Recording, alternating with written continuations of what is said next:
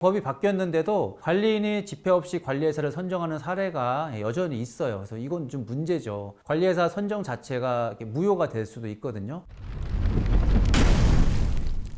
안녕하세요. 집합건물분쟁연구소의 한재범 변호사입니다. 제가 드디어 유튜브를 시작을 했습니다. 응? 너 누군데? 또 이런 분들을 위해서 간단하게 제 소개를 할게요. 저는 일단 변호사고요. 법무법인 JN 집합건물분쟁연구소 공동대표로 집합건물 업무를 수행을 하고 있습니다. 10년이 넘는 기간 집합건물만 팠습니다. 그동안 관리인이나 여러 기관들과 교류를 해왔는데요. 좀 더 많은 분들과 소통하고자 이렇게 유튜브를 시작을 했습니다. 앞으로 집합건물과 관련된 다양한 이야기를 할 예정입니다. 믿고 들으셔도 됩니다. 누구보다도 많은 사례를 처리해 왔습니다. 유익한 정보 많이 제공할 수 있도록 많이 노력하겠습니다.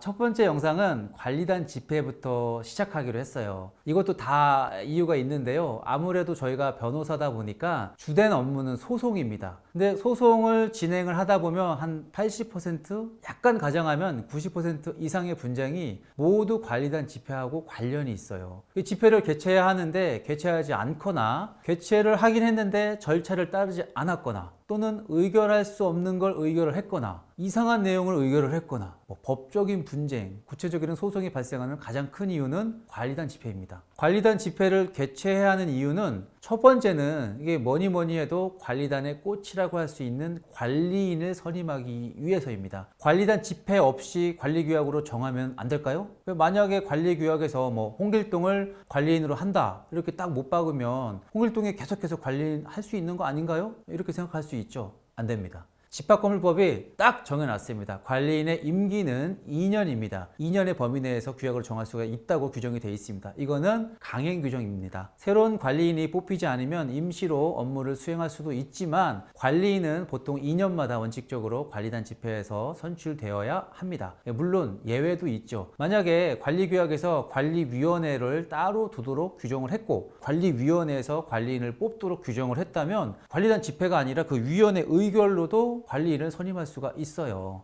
다음으로 볼 거는 관리회사입니다. 저희가 소송을 진행을 하다 보면 관리인 분쟁 못지않게 자주 발생하는 문제가 있는데요. 이게 바로 관리회사와의 분쟁입니다. 사실 관리회사에 대해서는 집합건물법에 아무런 규정이 없어요. 아파트와 같은 공동주택은 공동주택관리법에서 따로 관리업체를 관리주체로 인정을 해주고 있고 관련된 내용도 자세하게 규정을 하고 있어요. 그런데 상가나 지식산업센터, 오피스텔 같은 이런 일반 집합 건물에서는 관리 업체에 대한 규정이 없습니다. 저희가 볼 때 이전에는 관리인이 자기하고 이해관계가 맞는 회사로 관리회사를 선정하는 경우가 많았어요. 관리단 집회도 없었고요. 예전에는 이게 대부분 법적으로 별로 문제가 안 됐어요. 과거 집합건물법은 공용부분 관리에 관한 사항은 관리인이 독자적으로 할 수 있도록 규정을 했기 때문이에요. 그런데 공용부분 관리행위 중에서 가장 대표적인 게 바로 이 관리회사 선정이었죠. 이제 그게 법이 바뀌었습니다. 그래서 2020년에 개정된 집합건물법에 따르면 공용부분의 관리에 관한 사항은 모두 관리단 집회 결의를 거치도록 규정을 했어요. 집합건물법 16조 1항이나 25조 1항에서 딱 정했죠. 공용부분 관리 및 변경행위는 관리단 집회를 거치도록 이렇게 규정이 되어 있습니다. 이게 법이 바뀌었는데도 관리인이 집회 없이 관리회사를 선정하는 사례가 여전히 있어요. 그래서 이건 좀 문제죠. 관리회사 선정 자체가 무효가 될 수도 있거든요. 물론 법이 바뀐 지 얼마 되지 않아서 이 문제에 대해서는 일부 하급심 판례는 있지만 대법원이 명확하게 판단을 한 거는 아직은 없습니다. 법률의 개정 취지를 보면은 관리단 집회 결의가 없이 관리회사 선정 계약을 체결을 하면은 무효로 될 가능성이 높다고 할 수 있습니다.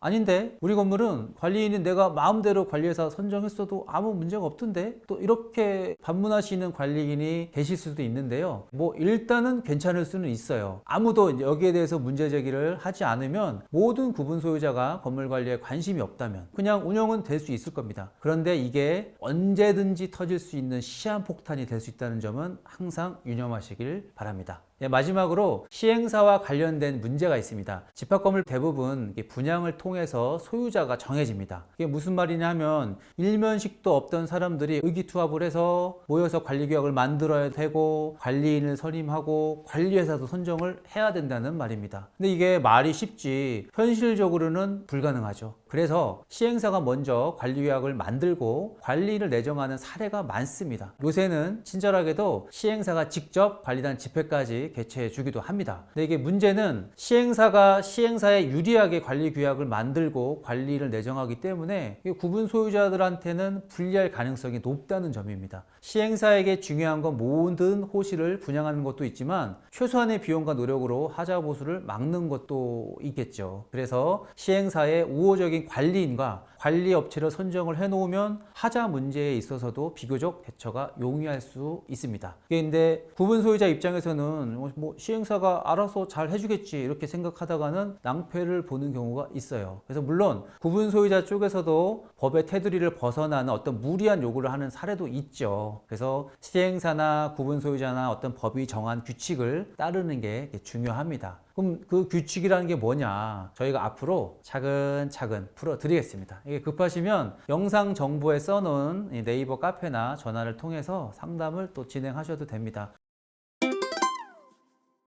오늘 이야기는 여기까지 하겠습니다. 시청해 주셔서 감사하고요. 앞으로 제가 풀어낼 얘기가 많은데 더욱더 좋은 정보로 찾아뵙겠습니다. 감사합니다.